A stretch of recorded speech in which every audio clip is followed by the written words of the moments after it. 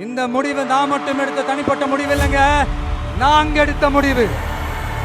எதுக்கும் தயாராக தைரியமா நம்ம கூட நிக்கிற இந்த மாபெரும் சக்தியோட சேர்ந்து எடுத்த முடிவு.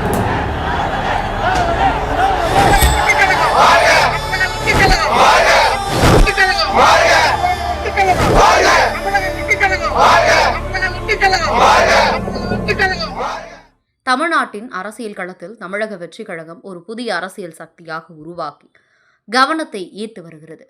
நடிகர் விஜய் தலைமையில் 2024 பிப்ரவரி 2 தொடங்கப்பட்ட இந்த கட்சி 2026 ஆண்டு தமிழ்நாடு சட்டமன்ற தேர்தலை இலக்காக கொண்டு செயல்பட்டு வருகிறது.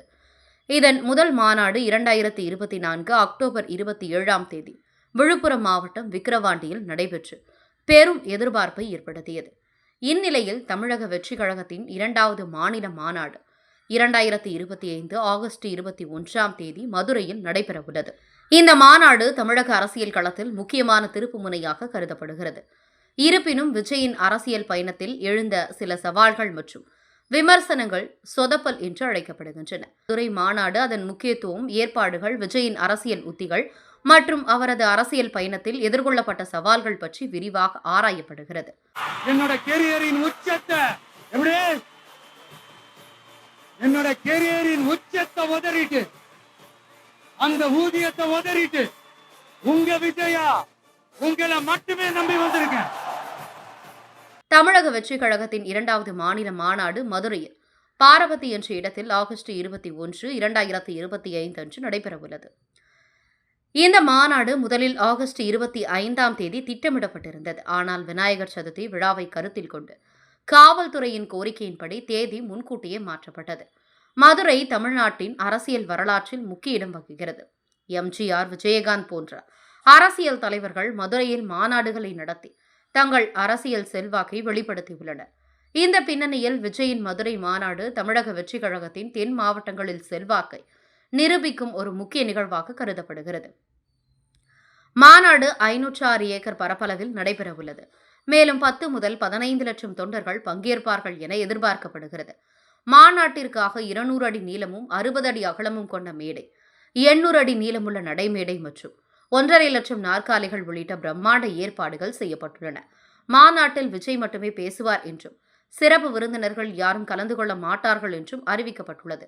மேலும் கர்ப்பிணி பெண்கள், கைக்குழந்தைகளுடன் வரும் பெண்கள், முதியவர்கள், மாற்றுத்திறனாளிகள் மற்றும் உடல்நலம் குன்றியவர்கள் மாநாட்டில் பங்கேற்காமல் நேரலை மூலம் காணுமாறு விஜய் கேட்டுக் கொண்டுள்ளார். மாநாட்டின் மைய கருத்து வாகை சூடும் வரலாறு திரும்புகிறது, வெற்றி பேரணியில் தமிழ்நாடு என அறிவிக்கப்பட்டுள்ளது. இது 1967 மற்றும் 1977 ஆண்டு தேர்தல்களில் திமுக மற்றும் அதிமுக ஆகியவை புரட்சிகரமான வெற்றிகளை பெற்றதை நினைவூட்டுகிறது. விஜய் தனது மாநாட்டை ஒரு மாபெரும் அரசியல் வெற்றியின் பேரறிவிப்பாக மாற்றுவதற்கு உறுதியுடன் செயல்படுவதாக கூறியுள்ளார். மாநாட்டில் 2026 தேர்தலுக்கான கூட்டணி முடிவுகள் மற்றும் தேர்தல் அறிக்கையின் முதல் கட்டம் வெளியிடப்படலாம் என எதிர்பார்க்கப்படுகிறது. மாநாட்டின் ஏற்பாடுகள் மற்றும் பாதுகாப்பு. மாநாட்டிற்கான ஏற்பாடுகள் மும்முரமாக நடைபெற்று வருகின்றன. 237 ஏக்கர் பரப்பளவில் மாநாட்டு திடல் அமைக்கப்பட்டு வாகன நிறுத்தத்திற்காக 217 ஏக்கர் ஒதுக்கப்பட்டுள்ளது. மாநாட்டில் 1,20,000 ஆண்கள், 25,000 பெண்கள், 4,500 முதியவர்கள் மற்றும் 500 மாற்றுத்திறனாளிகள் பங்கேற்பார்கள் என திட்டமிடப்பட்டுள்ளது. பாதுகாப்பு மற்றும் ஒழுங்கை உறுதி செய்ய 100க்கும் மேற்பட்ட இடங்களில் தண்ணீர் தொட்டிகள், ட்ரோன் மூலம் குடிநீர் விநியோகம், பிங்க் அறைகள், சிசிடிவி கேமராக்கள் மற்றும் மருத்துவ குழுக்கள் ஏற்பாடு செய்யப்பட்டுள்ளன. காவல்துறையின் 42 கேள்விகளுக்கு பதிலளித்த பின்னர் மாநாட்டிற்கு அனுமதி வழங்கப்பட்டுள்ளது. ஆனால் பேனர்கள், கட்சி கொடிகள் மற்றும் ஊர்வலங்கள் தவிர்க்கப்பட வேண்டும் என்ற நிபந்தனைகள் விதிக்கப்பட்டுள்ளன. விஜய் தொண்டர்களுக்கு எழுதிய கடிதத்தில் ராணுவ கட்டுப்பாடுடன் ஒழுங்கையும் பாதுகாப்பையும் கடைபிடிக்க வேண்டும் என்று வலியுறுத்தியுள்ளார். மாநாடு மாலை 3:15 மணி முதல் இரவு 7 மணி வரை நடைபெறவுள்ளது. மேலும் இது நேரலையில் ஒலிபரப்பப்படும். இந்த ஏற்பாடுகள் மாநாட்டின் பிரம்மாண்டத்தையும் தமிழக வெற்றிக் கழகத்தின் அரசியல் திறனையும் வெளிப்படுத்துவதற்கு முக்கியமானவை. தமிழக வெற்றிக் கழகத்தின் மாநாடு விஜயின் அரசியல் உத்திகளை வெளிப்படுத்துவதற்கு ஒரு முக்கிய தளமாக அமையும். விஜய் தனது முதல் மாநாட்டில் திராவிடம் மற்றும் தமிழ் தேசியத்தை இரு கண்களாக குறிப்பிட்டு எல்லோருக்கும் எல்லாம் கிடைக்க வேண்டும் என்ற கொள்கையை முன்னிறுத்தினார். இந்த மாநாட்டில் அவர் திமுக மற்றும் பாஜகவை கொள்கை எதிரிகளாகவும் அரசியல் எதிரிகளாகவும் விமர்சித்து அதிமுகவுடன் கூட்டணி வைப்பதற்கு வாய்ப்பில்லை என்று தெளிவுபடுத்தியுள்ளார். இது தமிழக வெற்றிக் கழகத்தை ஒரு மாற்று சக்தியாக அல்ல, முதன்மை சக்தியாக நிலைநிறுத்துவதற்கு விஜயின் உறுதியை வெளிப்படுத்துகிறது. விஜய் 2026 சட்டமன்ற தேர்தலில் தன்னை முதலமைச்சர் வேட்பாளராக அறிவித்துள்ளார். மேலும் மனசாட்சி உள்ள மக்களாட்சி என்ற இலக்கை முன்வைத்து மக்கள் நலன்களை மையப்படுத்திய அரசியலை முன்னெடுக்க உள்ளதாக கூறியுள்ளார். மதுரை மாநாட்டில் 1967 மற்றும் 1977 தேர்தல்களில் திமுக மற்றும் அதிமுக ஆகியவை பெற்ற வெற்றிகளைப் போல 2026 ஒரு புரட்சிகர வெற்றியை பெறுவதற்கு தமிழக வெற்றிக் கழகம் தயாராகி வருவதாக விஜய் அறிவித்துள்ளார். தமிழக வெற்றிக் கழகத்தின் முதல் மாநாடு பிரம்மாண்டமாக நடைபெற்ற போதிலும் விஜயின் அரசியல் பயணத்தில் பல சவால்கள் மற்றும் விமர்சனங்கள் எழுந்துள்ளன.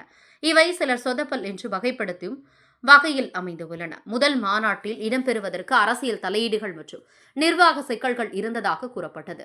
மதுரை மாநாட்டிலும் தேதி மாற்றம் மற்றும் காவல்துறையின் கடுமையான நிபந்தனைகள் போன்றவை சவால்களாக எழுந்தன. மாநாடு வியாழக்கிழமையான இன்று நடைபெறுவதால் பள்ளி, கல்லூரி மற்றும் அலுவலக நாட்களில் மதுரை நகரில் போக்குவரத்து மற்றும் பொதுமக்களுக்கு ஏற்படும் இடையூறு குறித்து மக்கள் புலம்புவதாக அறிக்கைகள் தெரிவிக்கின்றன. விஜயின் ரசிகர் பட்டாளம் மற்றும் சினிமா செல்வாக்கு அவருக்கு வலுவான ஆதரவு அடித்தளத்தை வழங்கினாலும் அவரது அரசியல் அனுபவமின்மை ஒரு முக்கிய விமர்சனமாக உள்ளது. தமிழ்நாட்டின் அரசியல் களம் திமுக, அதிமுக மற்றும் பாஜக போன்ற வலுவான கட்சிகளால் ஆதிக்கம் செலுத்தப்படுகிறது. இந்த பின்னணியில் விஜயால் தனித்து நின்று ஆட்சியை பிடிக்க முடியுமா என்ற கேள்வி எழுகிறது. விஜய் திமுக மற்றும் பாஜகவை எதிர்ப்பதாகவும் அதிமுகவுடன் கூட்டணி இல்லை என்றும் தெளிவுபடுத்தியுள்ளார். ஆனால் கூட்டணியின்றி முதல் தேர்தலில் வெற்றி பெறுவது சவாலாக கருதப்படுகிறது. அரசியல் வல்லுநர்கள் விஜயின் இந்த முடிவு அவரது அரசியல் மைலேஜை பாதிக்கலாம் என்று கருதுகின்றனர். மாநாட்டு ஏற்பாடுகளில் கட்சியின் பொதுச் செயலாளர் புசி ஆனந்த் மற்றும் மாநில பொறுப்பாளர்களிடையே சில உள் முரண்பாடுகள் இருப்பதாக அறிக்கைகள் தெரிவிக்கின்றன. புசி ஆனந்த் மட்டுமே விஜயுடன் நேரடியாக தொடர்பு கொள்ள முடியும் என்ற நிலை மற்ற நிர்வாகிகளிடையே அதிருப்தியை ஏற்படுத்தியுள்ளது. அண்ணாதுரை மற்றும் எம்ஜிஆர் போன்றவர்களை விஜய் தனது முன்மாதிரிகளாக குறிப்பிடுகிறார். ஆனால் அவர்களைப் போல மக்கள் மனதில் ஒரு வலுவான அரசியல் தலைவராக இடம்பெறுவதற்கு அவரது செயல்பாடுகள் போதுமானதாக இல்லை என்ற விமர்சனம் எழுகிறது. மேலும் தமிழக மக்களின் அன்றாட பிரச்சினைகளை பற்றி விஜயின் உரைகளில் தெளிவான தீர்வுகள் இல்லை என்று சிலர் கருதுகின்றனர். தமிழக வெற்றிக் கழகத்தின் பலங்கள் இந்த சவால்கள் இருந்த போதிலும் தமிழக வெற்றிக் கழகம் பல வலுவான அம்சங்களை கொண்டு உள்ளதா என்பது $1,000,000 கொஸ்டின் தான். விஜயின் ரசிகர் பட்டாளம் மற்றும் அவரது சினிமா புகழ் கட்சிக்கு ஒரு வலுவான ஆதரவு அடித்தளத்தை அளிக்கிறது. விக்கிரவாண்டி மாநாட்டில் 14 லட்சம் பேர் கூடியதாக கூறப்படுகிறது. மேலும் மதுரை மாநாட்டில் இன்னும் பெரிய கூட்டம் எதிர்பார்க்கப்படுகிறது. கட்சி உறுப்பினர் சேர்க்கைக்காக பிரத்யேக செயலி மற்றும் சமூக ஊடகங்களை பயன்படுத்துவது இளைஞர்களை ஈர்க்கும் ஒரு நவீன அணுகுமுறையாக உள்ளது. விஜயின் கொள்கைகள் சமூக நீதி, மதசார்பின்மை மற்றும் இருமொழி கொள்கையை மையப்படுத்தியவை.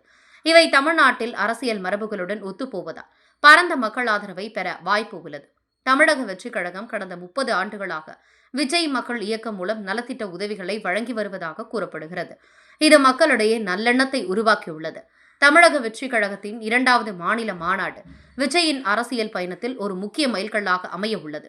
மதுரையில் நடைபெறும் இந்த மாநாடு கட்சியின் தென் மாவட்டங்களில் செல்வாக்கை வலுப்படுத்துவதற்கும் 2026 தேர்தலுக்கான உத்திகளை அறிவிப்பதற்கும் ஒரு தளமாக இருக்கும். மாநாட்டின் பிரம்மாண்ட ஏற்பாடுகள், விஜயின் மக்கள் செல்வாக்கு மற்றும் தொழில்நுட்ப பயன்பாடு ஆகியவை கட்சியின் பலமாக உள்ளன.